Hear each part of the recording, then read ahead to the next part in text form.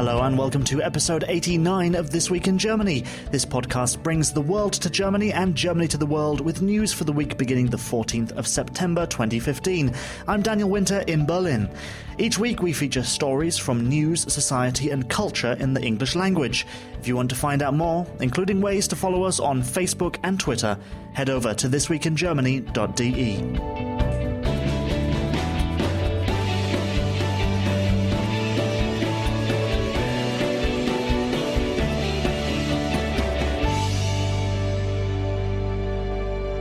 So, welcome to episode 89, and yeah, I don't know where Rob is at the moment, but, oh, 1 second, I've got a phone call. Yes, hello, mystery caller, who is it? My name is Rob.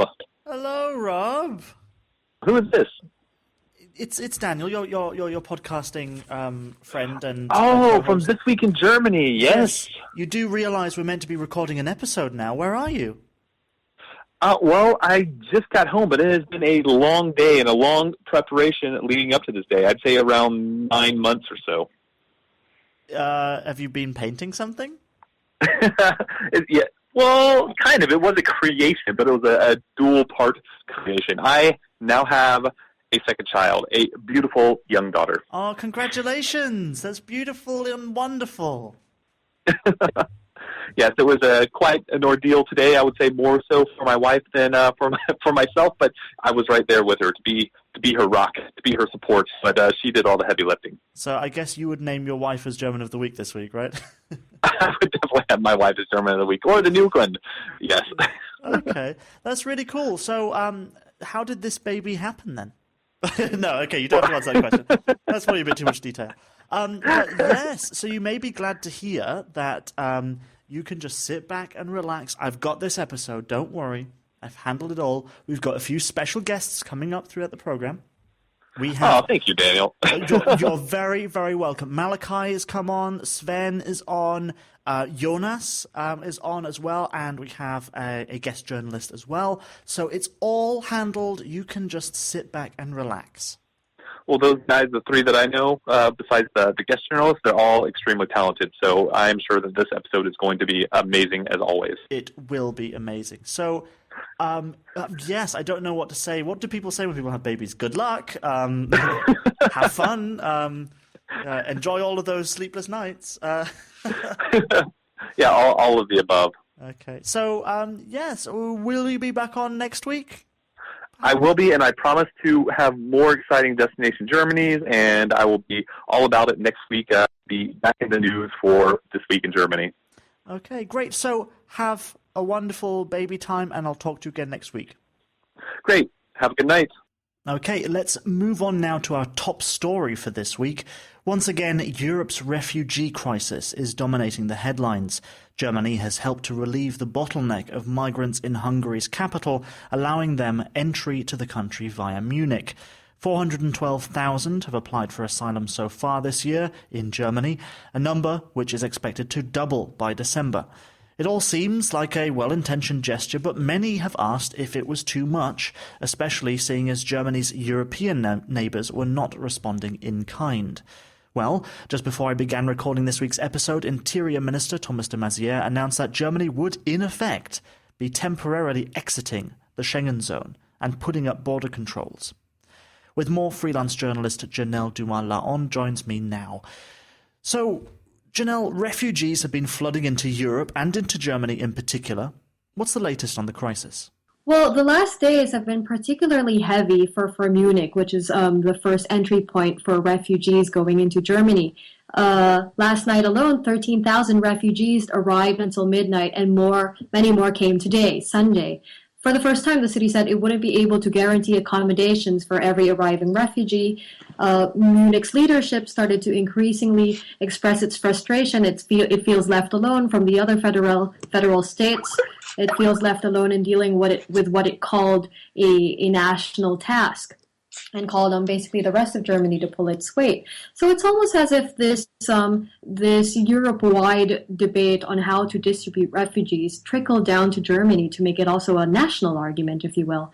And So on the back of all of that, the very latest what we have is what you already mentioned, that that Interior Minister Thomas de Maizière is imposing border controls to Austria, and with that effectively eliminating part of the Schengen Agreement, which calls for the free movement within a certain zone in the European Union called the Schengen Zone of basically everybody. One access to one country should guarantee you access to all these other countries. So basically, he said he was slapping border controls, and he closed the train traffic to and from Germany and Austria. So do we know what this would actually mean in practice for people coming to Germany? So is it just, you say it's mostly in Austria, would it have any effect for every person who wants to come? So say if someone's driving in their car from France into Germany, would they have to show their passport? Or do we have these details yet? No, the thing is, I would assume that's what that meant, but as Thomas de Maizière made this announcement at a press conference, he also didn't open up the floor for any questions.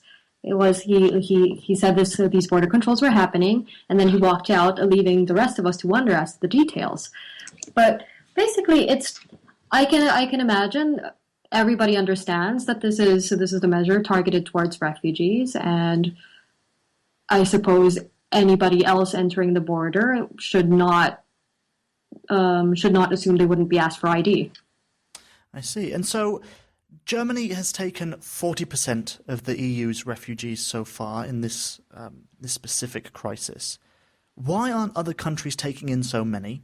And are there any solid plans to change that? It seems because they're closing the borders, apparently, according to Thomas de Maizière, this country's at breaking point in terms of the amount of people it can take in.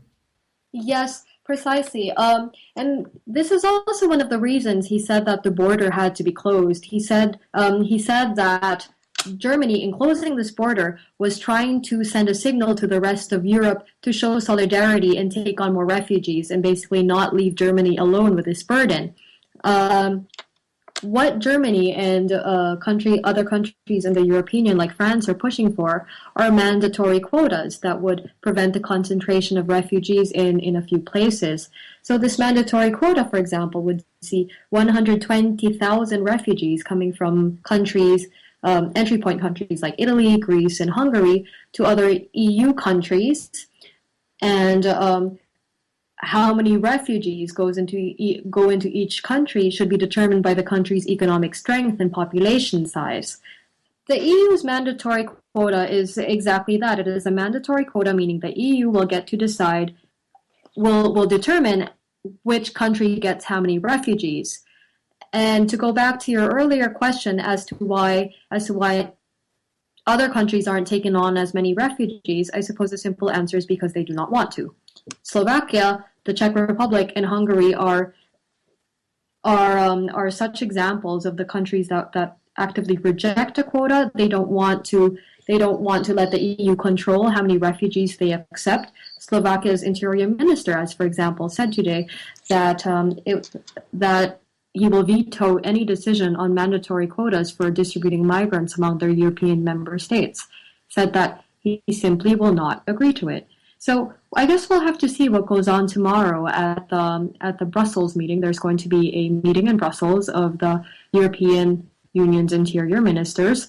They will be discussing these mandatory quotas among other measures, like direct aid to crisis countries and to the neighbors, the crisis countries that are also taking on a lot of refugees, like Jordan and Lebanon. But mostly, the biggest task they will have at hand is convincing countries like the Czech Republic, like Hungary, like Slovakia, that quotas are the way to go. That will be a challenge. I have a quick question for you in terms of getting your insight on something. Because, for example, a while ago, there was the hashtag going around on Twitter, Merkel schweigt, as in Angela Merkel is not saying anything when it comes to refugees. Recently, she's been quite outspoken, saying that Germany should do what it can to take in as many people as it can. And now Thomas de Maizière is essentially shutting the borders. So is this the end of German, at least from the official side of things, from the government side of things, is this the end of Willkommenskultur, or what does this mean? That's a very good question, you see, and I suppose it's also the question that's on everybody's minds. The thing is, I would say that the Willkommenskultur still exists very strongly in Germany's broad population. People haven't stopped going to train stations to deliver food and stuffed animals. Translators, doctors, and lawyers haven't stopped offering their services for free. But what has happened is that the criticism within the political establishment had been growing and growing, and there was so much pushback, like with Munich's criticism as to how it felt that it was being unfairly left with a burden. The Bavarian premier Seehofer has said that he was worried that Germany was breaking all the rules in terms of how to handle refugees. He was referring, I guess, specifically to the Dublin Treaty, which means that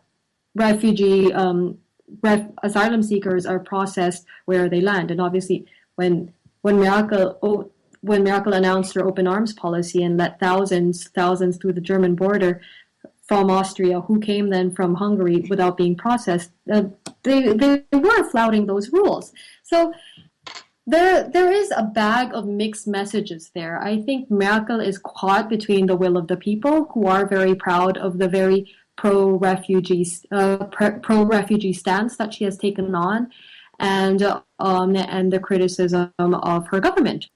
Well, that is a very good note to end our chat on. Freelance journalist Janelle Dumas-Laon, thank you for joining me here on This Week in Germany.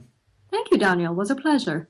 So regular listeners to this podcast will know that every month our resident psychologist Sven Rudloff comes on the program to explain some facet of German culture in depth. Well, Sven is back this month, and he's going to tell us all about the very German idea of a Volksfest.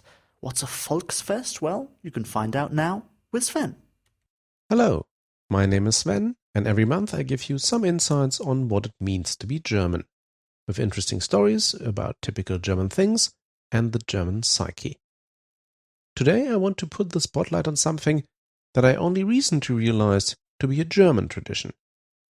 Late summer and early fall is one of the times in the year where many of the German Volksfests take place, including the famous Oktoberfest in Munich. A Volksfest, literally a people's festival, is a large regional event that nowadays mainly consists of a fun fair with traveling amusement rides, games of chance, and food vendors. Other characteristics of a Volksfest depend on the history of the specific event.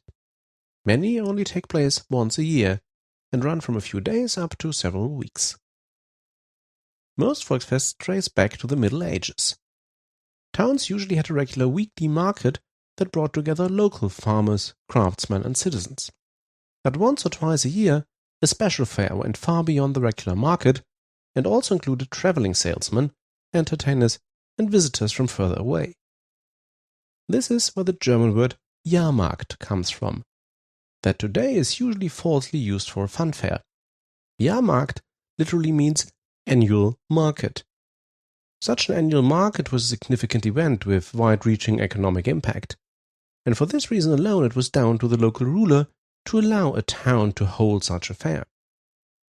Often, a local or religious anniversary determined the timing of the Jahrmarkt, like the day of the town's saint or the anniversary of the local church's dedication.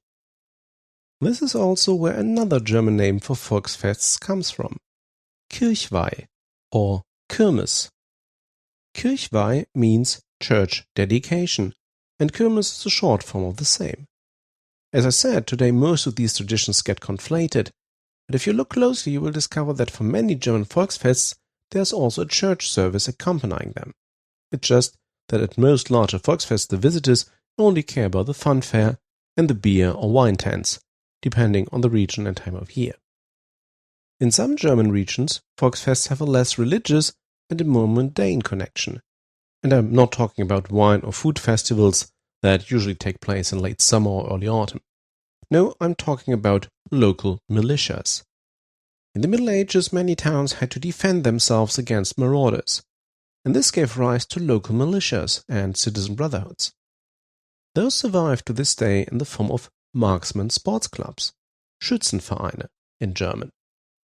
And traditionally those Schützenvereine regularly came together to identify the best marksmen amongst them. Over time, this competition gave rise to Volksfests of their own, called Schützenfest, or Marksman Festival. As I said before, despite their original intention, most German Volksfests are now simple fun fairs, sometimes smaller, sometimes larger. The largest German Volksfest by visitor numbers, and by far the best known internationally, is the Oktoberfest in Munich, with 6.5 million visitors. Funny enough, the Oktoberfest does not trace back to any of the aforementioned traditions from the Middle Ages. It does not have a religious affiliation or marksman one. It is also not a festival initiated by Bavarian breweries, even if the beer today is probably the best known part of Oktoberfest. In 1810, the later Bavarian king, Ludwig, married Therese of Saxe-Hildburghausen. As part of the public wedding celebrations, a horse race was organized on a large meadow outside the city gates of Munich. The place is known as Meadow of Therese or Theresienwiese since. The horse race was repeated every year, and from this the Oktoberfest developed. Beer tents were not introduced before the 1890s, and the actual horse races stopped in the 1960s. The Munich marksman clubs also became part of Oktoberfest over time, but they were not involved in its origins. By the way, Bavarians don't call the Oktoberfest by its name, but call it Wiesen, as a reference to the meadow where it takes place. Let's mention two other large German Volksfests with a more traditional history. The first is the Freimarkt, or Free Market in Bremen. This indeed was originally a biannual market as I described them earlier. The first Freimarkt was held in the year 1035, and for more than 700 years it remained a large market. Over the centuries, a little bit of entertainment was added to the Freimarkt, but only from the 1800s it started to become more of a fun fair. The 980th Freimarkt starts on 16th of October, and Bremen again expects over 4 million visitors. The final Volksfest I want to mention is the Kirmes here in my hometown of Düsseldorf. It styles itself the largest Volksfest at the River Rhine, again with more than 4 million visitors. Like the name suggests, the Kirmes originated as a religious anniversary. It celebrates both the name day of a city saint and the dedication of a local church. And from early on, and this means the 15th century, local marksmen were also part of the festivities. The Association of Local Marksmen Clubs is still the organizing body of the Kirmes. This leads every August to a 10-day fun fair, with brewery tents that serve Düsseldorf Altbier, and a series of accompanying church services, shooting competitions, and fireworks displays. But, as they have done in the past, the German Volksfests still continue to change and evolve. For example, here in Düsseldorf, the so-called Pink Monday emerged, where 50,000 homosexuals transform one day of the Kirmes to something a little bit more like a gay pride parade. This also makes the Kirmes the largest annual LGBT event in Düsseldorf. So if you like fun fairs, have a look if there are any Volksfests around wherever and whenever you are in Germany. You only have to pay for rides, games, drinks or food. Walking around the fairground and watching the Germans at one of the occasions where they are supposed to have some fun is free. One other such occasion where Germans are supposed to have fun is upon us soon again. But let's talk about Carnival some other time. Thank you very much, Sven Rudloff, for joining us once again on the podcast. If you want to hear Sven's podcast about the UK in the German language, kind of the other way round from This Week in Germany, and very, very interesting, just go over to vivabritannia.de. Now, because Rob's not here this week, we don't have a Destination Germany feature as usual, so I'm going to ask a couple of people about their favourite destinations. And the first one is on the line right now. Mystery caller, what is your name? Hello, Daniel. This is Malachi, your film club friend. Film club friend. Yeah. Oh, I remember you. You're that guy who does the film reviews for us every month. That's correct, Daniel. And I was just listening to this whole Destination Germany thing, and I've had one in my head for a while, and I was hoping there would be an opportunity for me to bring it up to you. Well, this is the perfect opportunity. So, Malachi, please tell us your destination. The destination I would recommend to anyone in Germany is somewhere that I went when I was a little kid. I was probably 12 or so, and I was a foreign exchange student. And I was spending a month with a local family, and they took me to the memory I have of this time, of my month in Germany, is predominantly occupied in my head by this place I went, which is the world's largest cuckoo clock.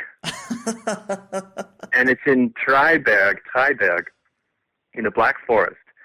And it does not disappoint. This is literally, it's the size of a house. It's the size of like a 3-story house. And it's all cuckoo clock. Yeah, the whole. What do you mean? Yeah, it's a cuckoo clock. The thing is, the house is a cuckoo clock. But sometimes you might have like a house, and then there's a bit of a cuckoo clock in it. But the whole entire thing is a cuckoo clock. No, yeah, that's what the biggest cuckoo clock. It's not like a one that is in a room. It's like it is this house, and it's got this pendulum underneath, and it's got this. It looks just like your old timey Black Forest cuckoo clock, except it's an actual house, and it's even got like down to the cuckoo that comes out, and it's like every 15 minutes or so, this huge wooden cuckoo comes out of the top part of the clock. Where you that must be horrific. It's a hideous, and it's the size of a person, and it's this gigantic thing like this. It comes out and it goes like, brr, brr, and then it kind of retreats back into its dank and hole. But yeah, so it is horrific, especially if you're a child, but in a way, sort of wonderful, magical way. And on the inside of the shop, that's what it is. It's a shop. It's a shop that sells. You guessed it. It sells Black Forest sausage. No, it sells cuckoo clocks. Okay. And what I did when I was there, and I'm not sure if they have measures to prevent people from doing this in the future, but I set all the cuckoo clocks to the same time so that when I left, and then when the time came around for them to ding, they all went off in unison and drove the shopkeeper to insanity. Must be so annoying. Yeah, I'm just glad you didn't say it's like, and then inside they sell Big Macs at some McDonald's. Oh, that would have been really disappointing. No, that sounds really, really cool. That sounds amazing. So I guess you'd recommend everyone to go there. Oh, I sure would, especially if you're a child, inside or outside. What do you mean, inner child? Rather, yes, not whether you're a child indoors, but not outdoors, but yeah, okay. Exactly. So, yeah, I recommend it highly. It's in the Black Forest, like I said, Triberg, Triberg. Okay. Go. Be amazed. Be horrified. Yeah, the whole gamut of emotions. I let you know a little earlier what's happening with Rob. Do you have a little message for him? For Rob? Yes. Leave it to the professionals. Are you talking about having babies or what? Oh, sure. And congrats on the baby. All right, Malachi, thank you very much for telling us your destination. Yep. No problem, Daniel. I'll talk to you later. Next up, our German of the Week section, where we put the spotlight on a prominent person from this week's news, a German citizen, or even a foreigner who we deem an honorary German, who's had an effect, for better or worse, on German culture, society, or politics. Our German of the Week this time round is, and please bear with me for a moment, Vladimir Lenin. What, you might ask? But Lenin died in 1924. A, how is he relevant to Germany? And B, what did he do this week? Well, On Thursday, workers dug up a 3.5-ton likeness of the communist leader, which used to be part of a giant statue.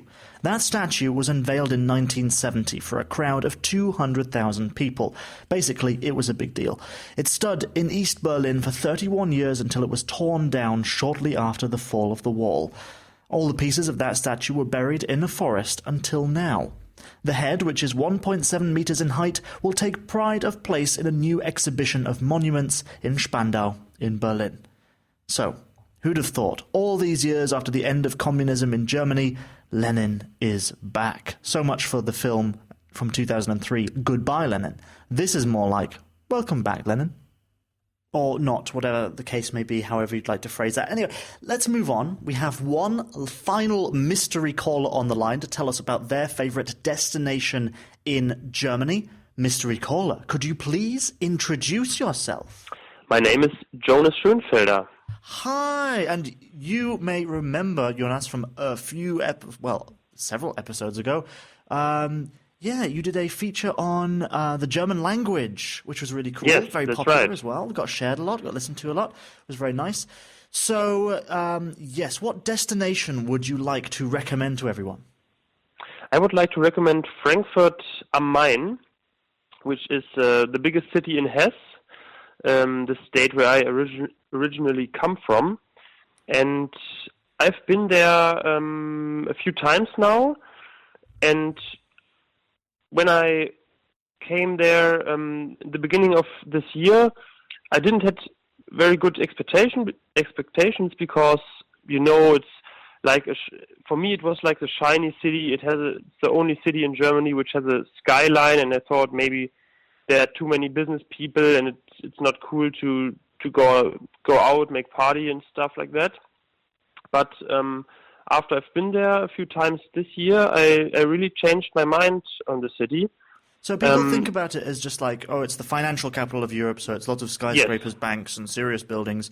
But what could you recommend that everyone should do there? Is there kind of one historical place to visit, one club that they should really go to, one great bar, restaurant, or place to visit? What could you recommend something specific to do once someone arrives in Frankfurt? Yeah, definitely. Everyone, I think, should go to the place called Alt-Sachsenhausen, which is a part of the city where many bars and clubs are. So, it's like one road or one street where you have all kinds of bars and clubs, and you can go celebrate like in Bavaria with Weissbier and like an Oktoberfest feeling, and you can go to a bar where you have hundreds of different shots. So this is definitely a good place to go in the evening. Yeah, it sounds really cool. I mean, because, people don't think of Frankfurt as like a holiday destination, but there is loads of stuff to do there. I mean, they have to have enough places to entertain all the bankers and also bring in some tourists as well, so there must be loads of cool stuff there. I haven't been to Frankfurt personally, so I don't know, but that's exactly why it's great to have you on the program telling us all about it. But I have one last thing. Can you remember why we're doing this Destination Germany feature with callers this week? Can you remember why? Because Rob isn't available on the program. Yes, and do you know why he's not available? I think his wife just born a child. Yes, gave birth to a little baby. Do you have a message for Rob that you'd like to say? Yeah, I would say congratulations to your baby, and just have a good time. Don't stay up too with your late. wife and your baby. Yeah, many restful nights in the next few weeks, I guess. Yeah, hopefully. Okay, so Jonas, thank you very much for calling and telling us about your favorite destination, Frankfurt am Main. Yeah, it was a pleasure. Thank you. So now we're out of time for episode number 89. Thank you to everyone who helped me out in this week's episode in Rob's absence, including Janelle Dumas-Laon, Jonas Schönfelder, Malachi Rempen, and Sven Rudloff. Thanks to everyone. Thank you very much for helping me. This Week in Germany is produced and written and presented by me, Daniel Winter. Congratulations to Rob on his new baby. Thank you for listening. We'll be back in 7 days with more of This Week in Germany.